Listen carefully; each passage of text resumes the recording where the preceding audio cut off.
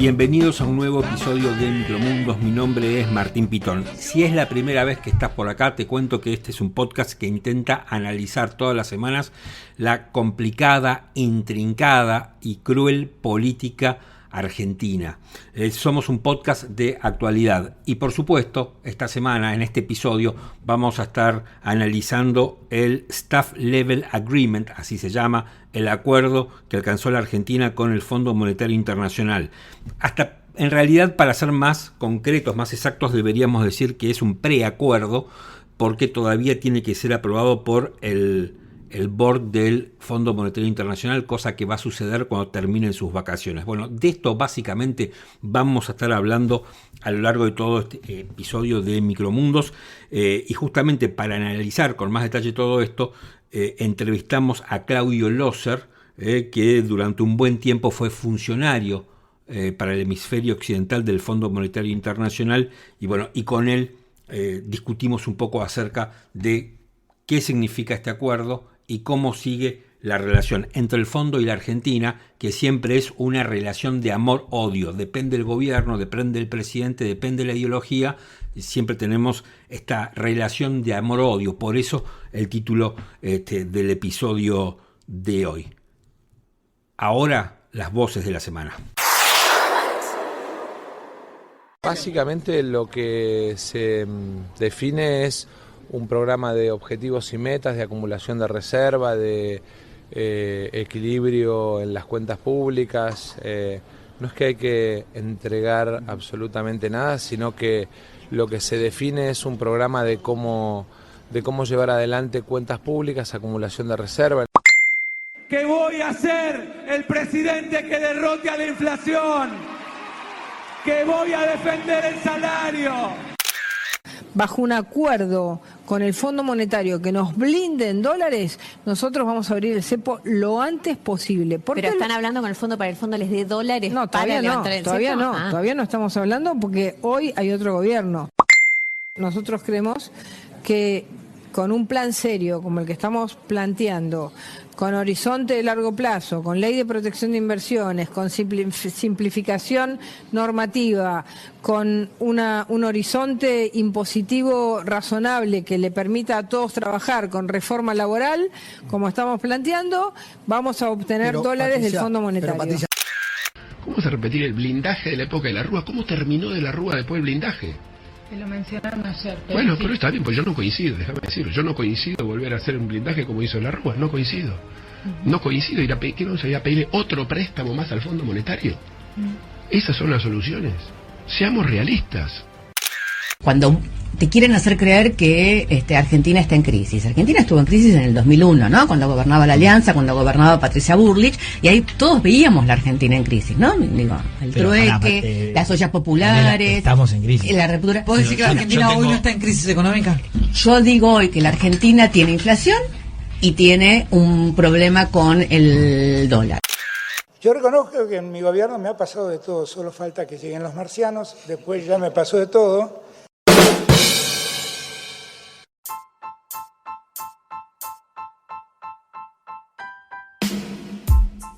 En primer lugar, escuchábamos al ministro candidato Sergio Massa. Es curioso porque en estas dos grabaciones de Massa, en una actuando como ministro de Economía y en la otra actuando como candidato, me hace acordar a ese episodio que hace poco grabamos en este podcast que se llamó Massa contra Massa, que lo pueden encontrar en Spotify o en Apple Podcast, donde nosotros planteamos cuando Massa fue elegido como candidato oficialista, que Massa iba a tener un problema, y el principal problema que iba a tener Massa candidato era con Massa ministro de Economía, y acá lo estamos viendo. Por un lado, Massa, en la primera grabación, como ministro de Economía, explica muy a grandes rasgos el acuerdo con el Fondo Monetario, este Staff Level Agreement, que básicamente consiste en que el Fondo Monetario le va a dar a la Argentina algo así como 7.500 millones de dólares en dos tramos, uno en la tercera semana de agosto y la otra en la primera de noviembre, y que, digamos, estos desembolsos caen los dos desembolsos después de las PASO. Un problema para Massa, que lo quería tener antes. Además, el Fondo Monetario digamos que pide lo mismo que siempre, que se acoten los gastos, que se acoten los aumentos de la masa salarial, es decir, en este caso de los empleados públicos, y que se actualicen la tarifa de los servicios públicos. Es decir, que es como una especie de cóctel explosivo y que, no digo que no haya que hacerlo, no, digo, da la impresión que en un contexto inflacionario es muy complicado porque es recesivo e inflacionaria esta receta. Todo eso lo vamos a hablar en un rato con Claudio Loser. Lo cierto es que esta es la receta típica del fondo. Y después Massa, ¿no? En la segunda parte, ya Massa como candidato le promete a los sanjuaninos que va a luchar contra contra la inflación, cosa que no lo está demostrando, y que va a luchar por preservar el poder adquisitivo y el salario de los trabajadores. Todo eso dice Massa, candidato, que se contrapone con lo que Massa acaba de firmar con el Fondo Monetario Internacional, que dicho sea de paso, es un acuerdo que todavía no es tal, porque tiene que ser aprobado por el board del fondo que empezó sus vacaciones. Así que, bueno, es un preacuerdo del acuerdo. De todos modos, hay un guiño del board del fondo, así que este preacuerdo seguramente será transformado en un acuerdo y seguramente la Argentina no cumplirá. Pero, repasemos un poco algunos resultados de la gestión de Sergio Massa como ministro de Economía. Cuando Massa asumió, ¿no?, el precio del dólar era de 314 pesos. El viernes el dólar blue cerró a 551. En julio del 2022 la inflación interanual era del 71%.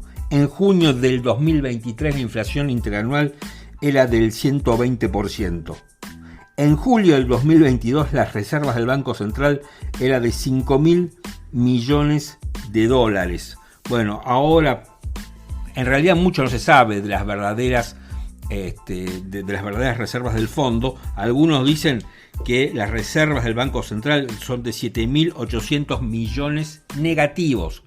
A ver, reservas negativas infiero yo que es plata que ya el Banco Central le debe a alguien. La pobreza en julio del 2022 ascendía al 39,2%. Para junio del 2023, no, hace muy poquito, 43,3%. Estas son algunas de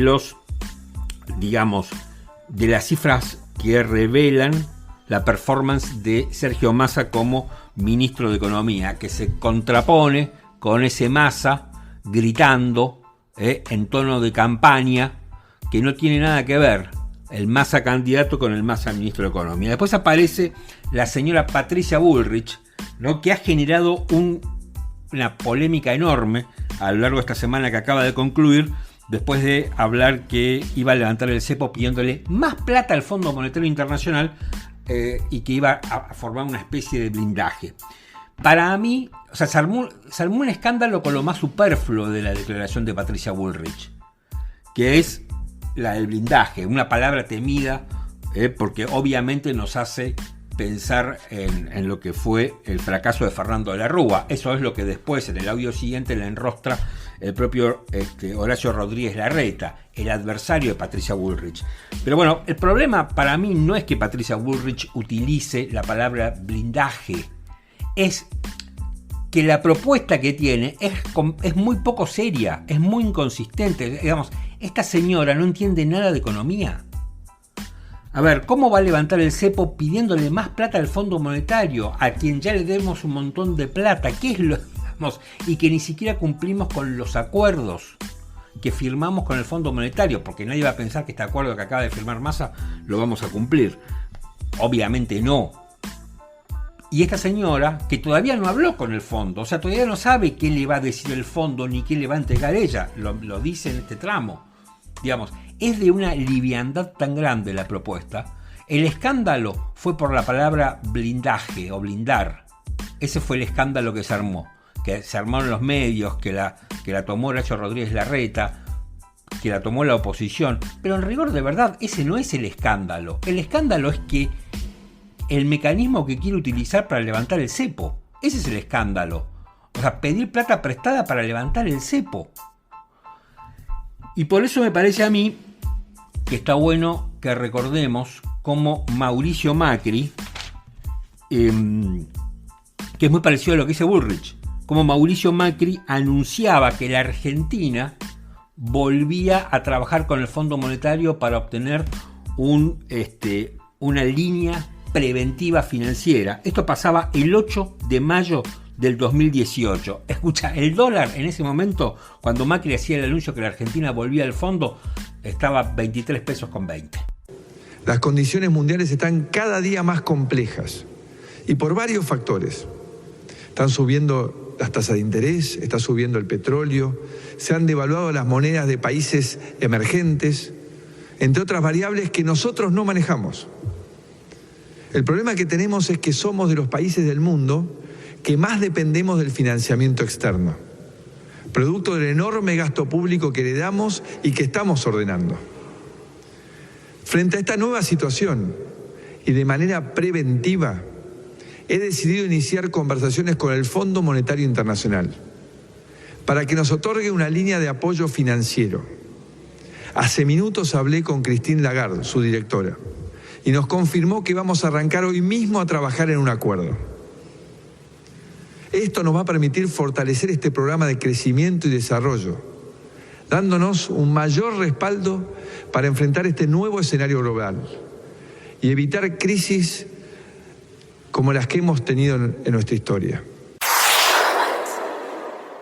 Macri, que acá aparece Alberto Fernández, culpa todo, ¿no? Básicamente al kirchnerismo, culpa todo de que la Argentina tiene que volver al fondo y no responsabiliza a su propia falta de política, me hace acordar mucho, o mejor dicho, Bullrich me hizo acordar mucho a este audio, por eso es que decidí pasarlo. Ahora, escuchá lo que dice Macri en noviembre del 2021, ya obviamente fuera del gobierno. Macri terminó en el 2019, 2 años fuera del gobierno, y Macri le da un reportaje a Marcelo Longobardi, donde explica qué pasó con la plata del fondo. Escuchá. La plata del fondo, que es la plata de los demás países, la usamos para pagar a los bancos comerciales que vencían y que se querían ir. ¿Por qué se querían ir? Porque tenían miedo que vuelva el kirchnerismo. Y la verdad que la explicación de Macri termina resultando muy paradójica, porque Macri termina dándole la razón al kirchnerismo, que dice, bueno, en realidad la plata del fondo la terminaron fugando.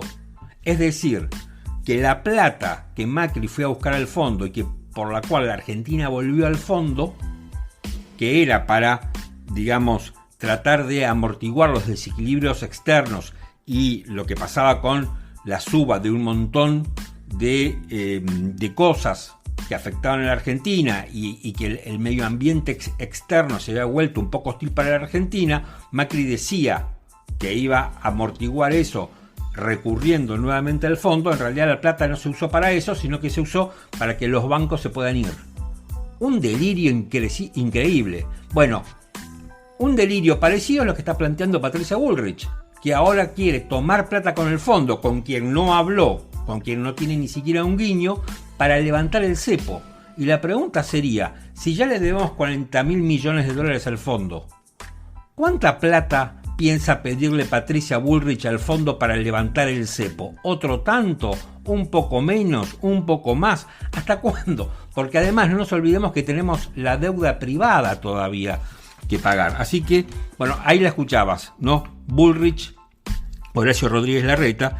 Y terminamos en estos audios, primero con Gabriela Cerruti. Gabriela Cerruti es la portavoz del gobierno. Gabriela Cerruti diciendo que la Argentina no está en crisis, que crisis eran las del 2001. Parece increíble que alguien, bueno, en realidad no parece increíble, sino que es coherente con la visión que tiene el gobierno del país. Evidentemente el gobierno ya no es solamente Alberto Fernández, que es un presidente que ha dejado de estar en funciones, sino que es el resto del gobierno que ha dejado de estar en funciones. Fíjense, digamos, este gobierno quedó reducido a Sergio Massa. El resto es completamente inexistente. Porque, parece que alguien del gobierno, una funcionaria del gobierno como Cerruti, que está diciendo que crisis eran las de antes, que crisis eran las del 2001, que por supuesto seguro era una crisis y que fue una crisis más cruenta que la de ahora, pero eso no significa que en este momento la Argentina no esté atravesando una crisis tremenda. A mí no se me ocurre mucho comparar crisis con crisis, pero esta crisis es tremenda, porque la crisis del 2001 fue una explosión. A mí me da la impresión que la crisis que estamos atravesando ahora es una implosión. Entonces es una crisis que es muy desgarradora y que en rigor de verdad, si uno se pone a pensar, tenemos una campaña muy rara. Porque por lo general los candidatos en una campaña no prometen un horizonte, prometen un futuro, incluso alcanzar esa meta y ese futuro con sacrificio. Acá no prometen nada, ni siquiera eso, ni siquiera con sacrificio vamos a estar en un lugar mejor, ¿no? Y finalmente lo tenemos a Alberto Fernández. A mí me cuesta mucho, yo debo ser un poco de la vieja guardia, casi un dinosaurio. Me cuido mucho de no faltar el respeto a las investiduras y a las personas. Es muy difícil, a veces, a mí me cuesta bastante mantener esta postura, mantener esta línea, después de escucharla a la vocero del gobierno, Gabriela Cerruti, y de escuchar al propio presidente Alberto Fernández que dice que le faltó que llegaran los marcianos. La verdad es que a veces pensamos que ellos son los marcianos, que los marcianos ya están entre nosotros y son justamente ellos.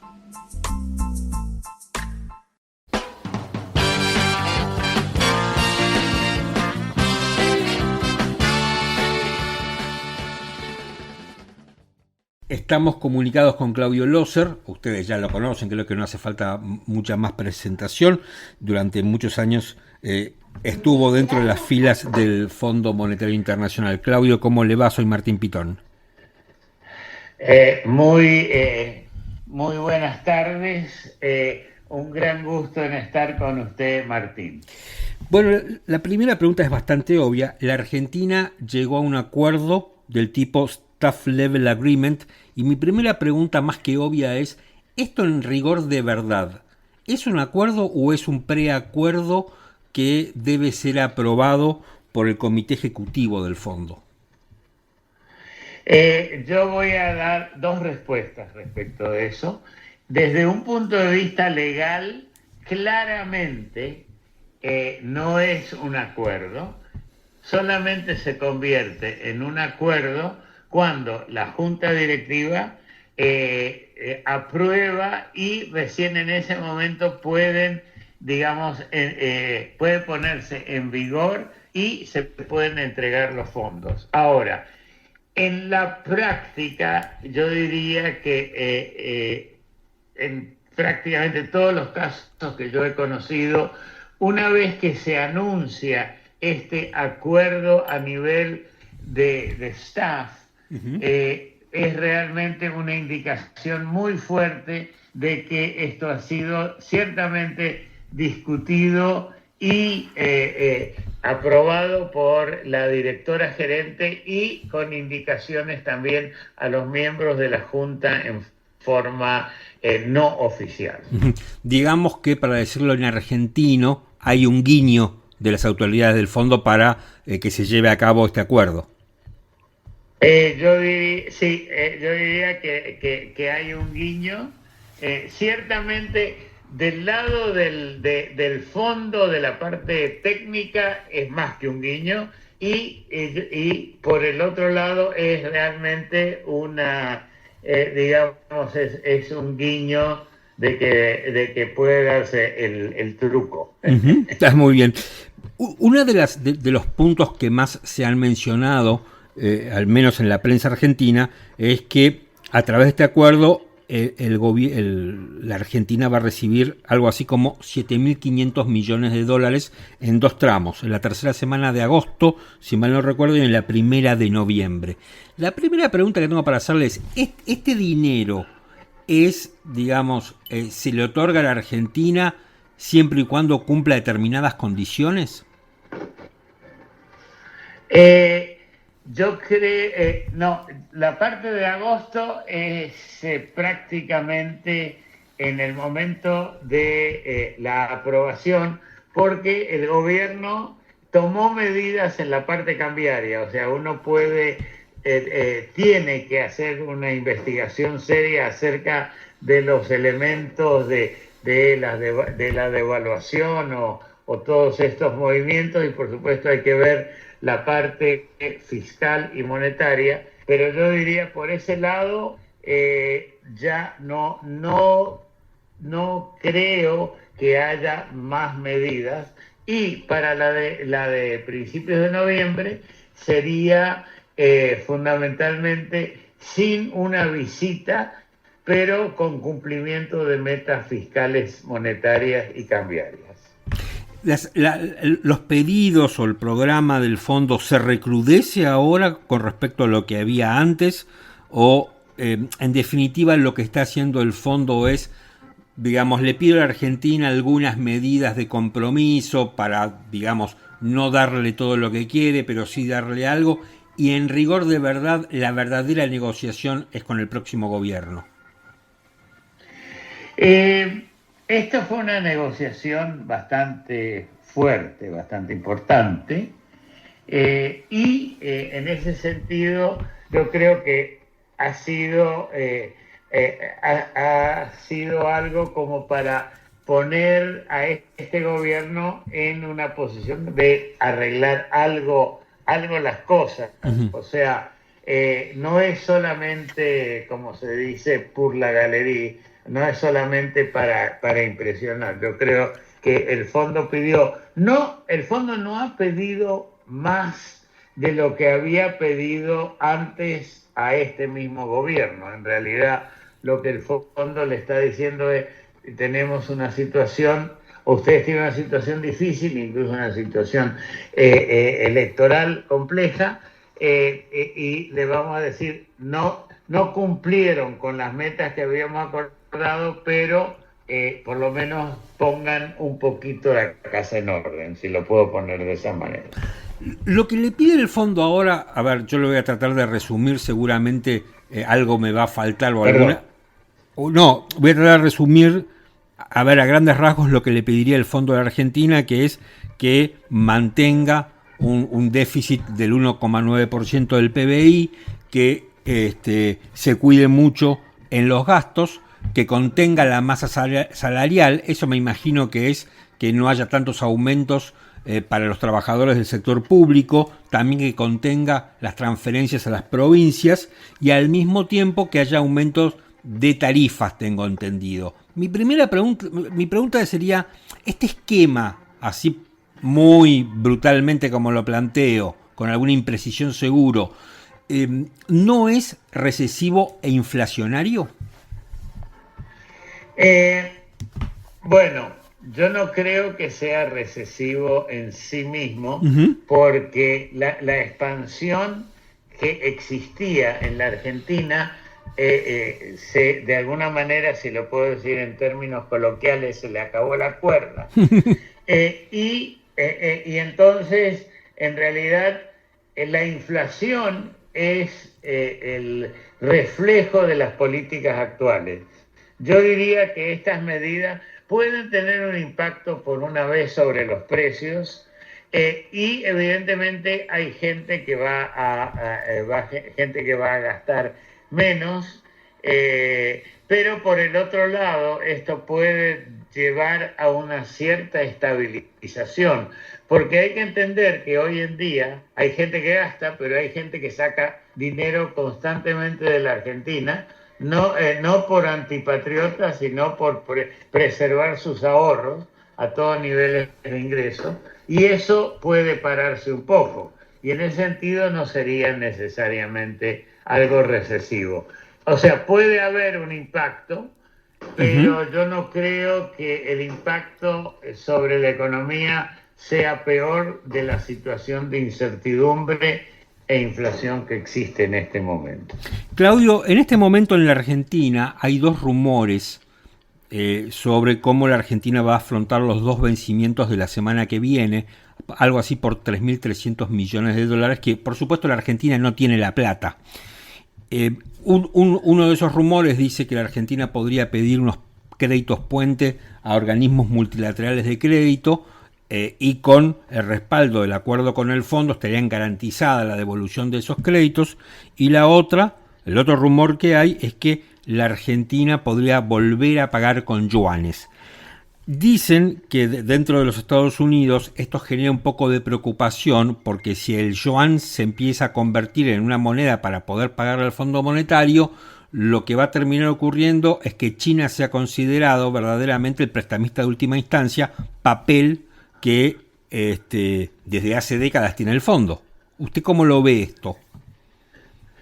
Yo creo, primero, la parte de posible cobertura por parte de los organismos internacionales.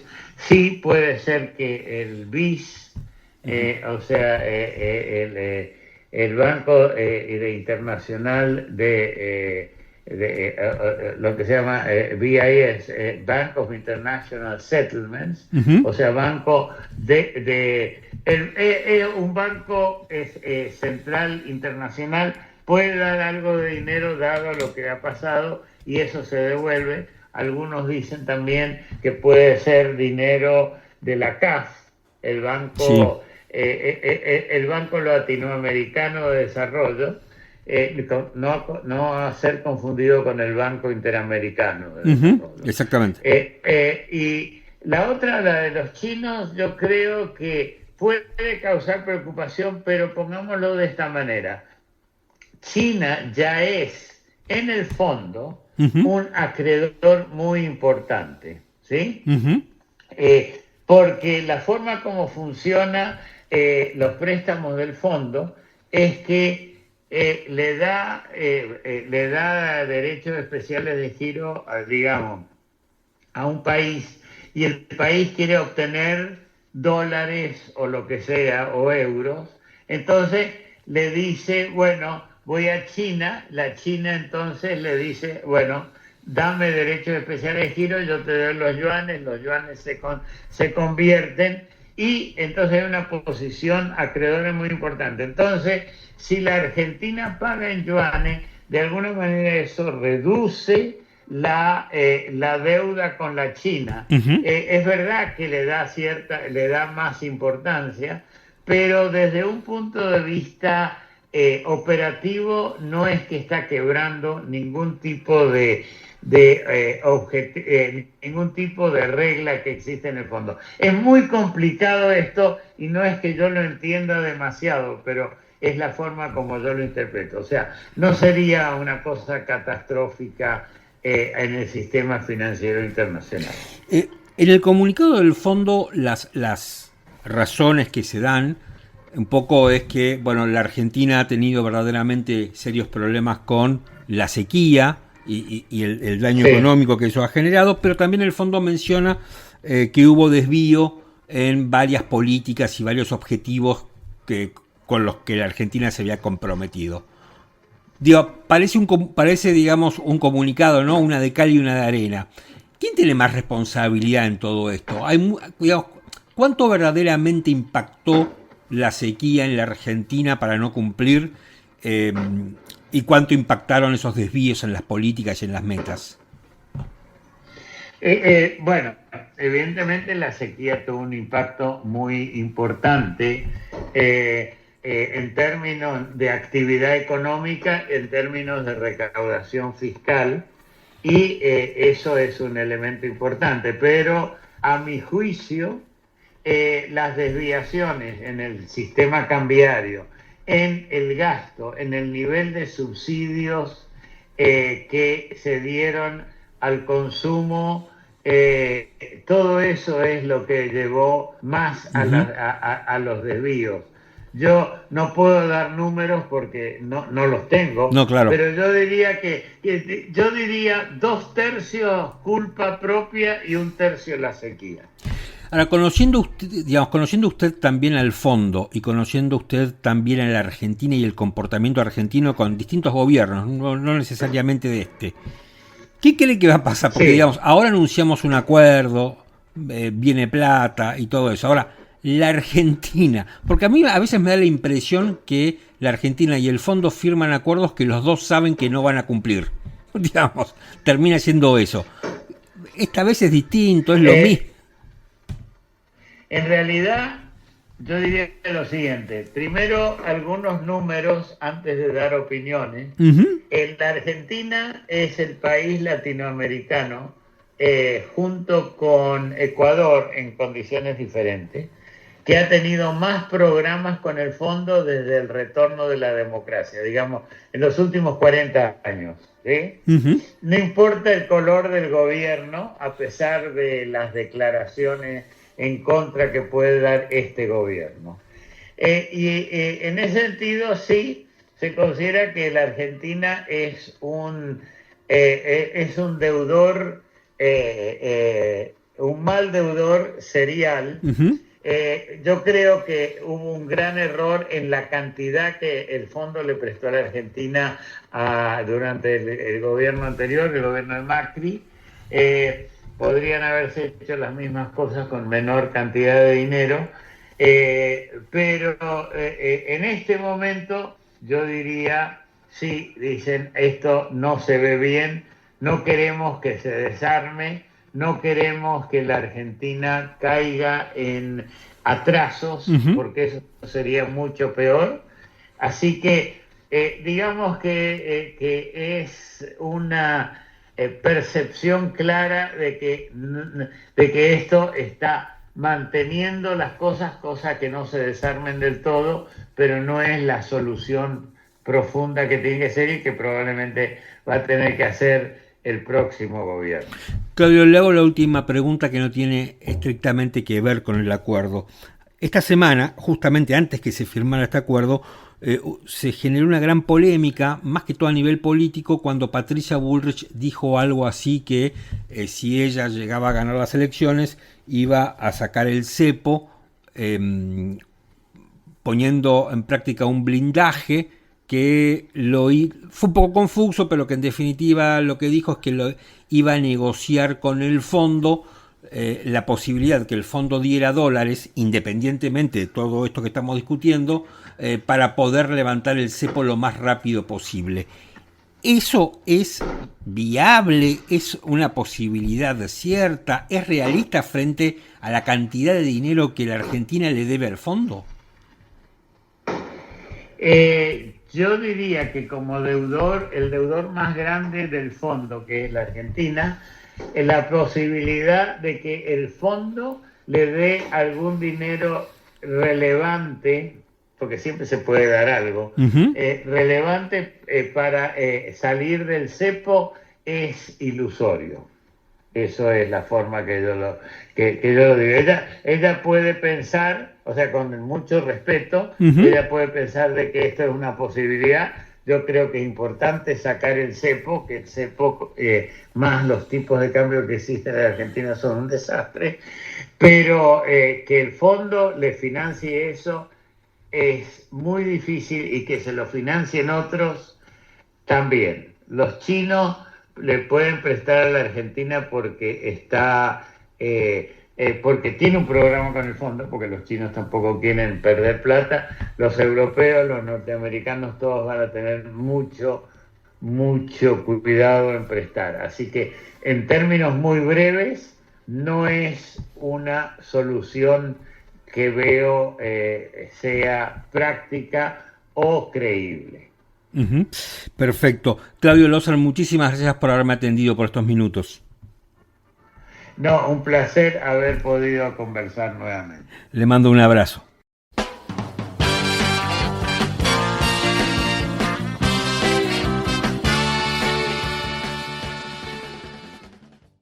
Hoy vamos a hablar de un clásico de las series que yo personalmente no había visto y que finalmente, después de mucho dar vueltas, me puse a verla, que se llama 6 Feet Under, y la encuentran en HBO. ¿De qué va 6 Feet Under si nunca la viste, si nunca la escuchaste mencionar? Bueno,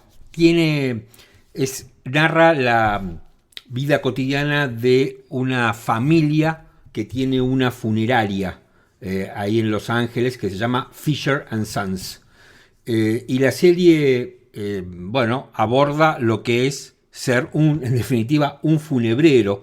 Tiene muchísimo humor negro, ¿no? El padre de la familia, en el primer episodio, muere por un accidente y queda a cargo de la funeraria los dos hermanos mayores. Es una familia que tiene 3 hijos. Los 2 hermanos mayores quedan al frente de la funeraria, que están protagonizadas por Peter Krause y Michael C. Hall. Este último es el protagonista de la serie Dexter. Bueno, 6 Feet Under, como dije, la encontrás en HBO. Tuvo 5 temporadas, 63 episodios. El promedio de los episodios de la duración es de entre 46 y 60 minutos, y el último episodio duró 72 minutos. El creador de la serie es un señor que se llama Alan Ball, que probablemente no te diga absolutamente nada quién es Alan Ball, pero si yo te digo que fue el guionista de American Beauty, de la película Belleza Americana, que dirigió Sam Mendes, ahí eso seguramente algún recuerdo te va a traer. Además que fue director de varias series, que es el vecino de Quentin Tarantino, que Tarantino lo denunció. Bueno, 6 Feet Under, si te gusta el humor negro, te va a encantar. Si te gusta el humor negro. Si no te gusta el humor negro, me parece que tenés que rumbear para otro lado. A mí es un tipo de humor que me gusta mucho. Es bastante sórdida, pero a mí ya voy por la segunda temporada y realmente me gusta cada vez más. Es bastante morbosa, es bastante oscura. Me parece que es una serie muy, pero muy interesante. Bueno, y hemos llegado al final de este episodio de Micromundos. Espero que les haya gustado, espero que lo hayan disfrutado. La realidad de Argentina es compleja, es ingrata y muchas veces es cruel, pero bueno, tratamos de reflejarla lo mejor que podemos, de acuerdo con las limitaciones que tenemos todos. En poco tiempo estamos con las PASO, vamos a ver qué nos depara el destino. Muchas gracias, mi nombre es Martín Pitón y ya saben, suscríbanse para no perderse ningún contenido, y si pueden, recomiéndennos. Nos encuentran en Spotify, en Apple Podcast y en YouTube. Muchas gracias y hasta la semana que viene.